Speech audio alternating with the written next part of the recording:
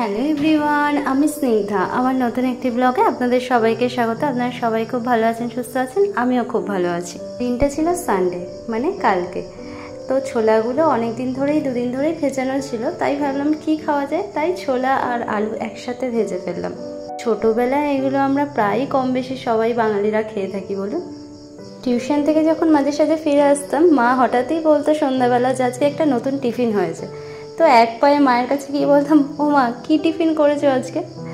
মা বলতো, দাঁড়া বাবা দাঁড়া, দিচ্ছি, আমাকে সন্ধ্যাটা তো দিতে দে। ভালো খাবারের জন্য কখনো ওয়েট করা যায় বলুন তো? আমি তো বাবা ওয়েট ফোয়েট এসব করতেই পারি না। তখনই আজকের মতন বিরিয়ানি কাটলেটের যুগের থেকে মায়ের হাতের এই মুড়ি আর ছোলা আলু ভাজাটাই অমৃত ছিল, কি তাই না বলুন? যাই হোক, আপনাদের সাথে তো অনেক কিছুই পুরোনো স্মৃতি শেয়ার করলাম। আজকে যখন এই টিফিনটা বানাচ্ছিলাম সন্ধ্যাবেলা, তখন হঠাৎই আমার মায়ের কথা মনে পড়ে গেল। সেই মায়ের সাথে বসে সন্ধ্যাবেলা চা খাওয়া, এই মুড়ি খাওয়া, সব কিছু।